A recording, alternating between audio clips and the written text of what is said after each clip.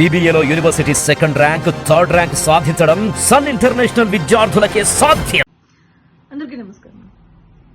కొన్ని జంతువుల్ని ఎంత కొట్టినా మారవు, ఎంత తిట్టినా మారవు, అదేవిధంగా ఎంత బుద్ధి చెప్పినా కూడా మారవు. అలాంటి జంతువుల్లో నెంబర్ 1 జంతువు ఎవడైనా ఉన్నాడంటే కొడాలి నాని. ఈ జంతువు ఈ రోజు ప్రెస్ మీట్ పెట్టాడు. జంతు లక్షణాలన్నీ పుష్కలంగా కనిపించినాయి జంతువులు. అధికార పక్ష పార్టీ నుంచి సూటిగా ఒకటే క్వశ్చన్ అడుగుతున్నారు. 500 కోట్ల రూపాయలు పెట్టి ప్రజాధనం దుర్వినియోగం చేస్తూ విలాసవంతమైన భవనాల్ని ఏ పర్పస్ మీద కట్టారు? స్ట్రైట్ గా ఆన్సర్ దానికి ఇవ్వండి. సరే, ప్రభుత్వ పెద్దలు వస్తే ఆ ప్రభుత్వ పెద్దలు ఉండడానికి కట్టాము అని చెప్తున్నారు. సరే, ప్రభుత్వ పెద్దల కోసమే కట్టారు అని అనుకుందాం. ఆ ప్రభుత్వ పెద్దల కోసము స్పా సెంటర్లు అంటే అవి ప్రభుత్వ కార్యాలయాలా, ఇంకా దేనికైనా వాడే కార్యాలయాలా? స్పా టేబుల్స్ ఇలాంటి బాత్రూమ్స్ లో పెట్టారు అంటే ఏ ఉద్దేశంతో పెట్టారంటారు?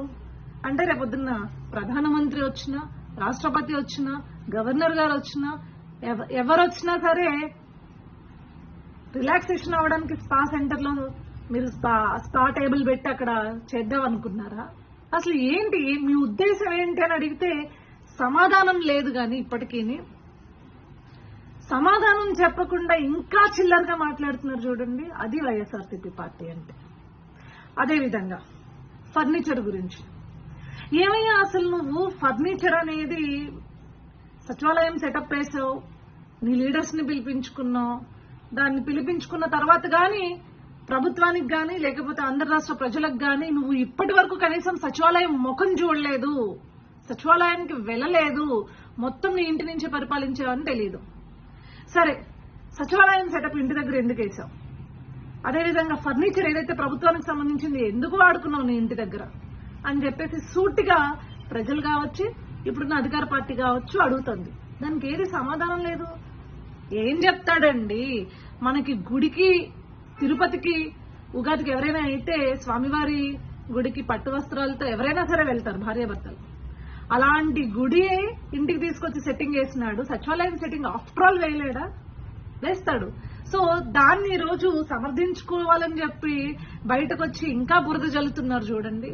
ఆ రోజు కోడలు గారు క్లియర్ గా చెప్పారు, నేను ఏదైతే ఫర్నిచర్ అనేది నా దగ్గర ఉండిందో దాన్ని తీసుకుని వెళ్ళామని చెప్పి నేను మీకు లెటర్ రాశాను అని చెప్పారు. కానీ ఇక్కడ మాత్రం ఏదైతే ప్రజలు, అధికార పార్టీ వాళ్ళు గుర్తుపట్టిన తర్వాత ఇది ప్రభుత్వ ఫర్నిచర్, ఇది ఇక్కడ మీ దగ్గర ఎందుకు ఉంది అంటే తప్పించి మీ సైడ్ నుంచి రియాక్షన్ లేదు. ఇప్పుడు ఎవరండి దొంగలంటారు? ఇలాంటి కొడాలి నాని అనే ఒక విష పురుగుని, చీడ పురుగుని ఇంకా ఓడిస్తే కూడా బుద్ధి రాదు, ఇంకేం చేస్తే బుద్ధి వస్తుంది? ఇలాంటి వాళ్ళని సమాజం నుంచి అత్యంత దూరంగా గెంటేస్తే తప్పించి బుద్ధి రాదు. ఏం మాట్లాడుతున్నావయ్యా? ఓడిపోయినా కూడా నువ్వు ఇంకా నీకు అధికారం ఉందని ఫీల్ అవుతున్నావా? ఏ మదంతో ఇంకా మాట్లాడుతున్నావో అర్థం కావట్లేదు.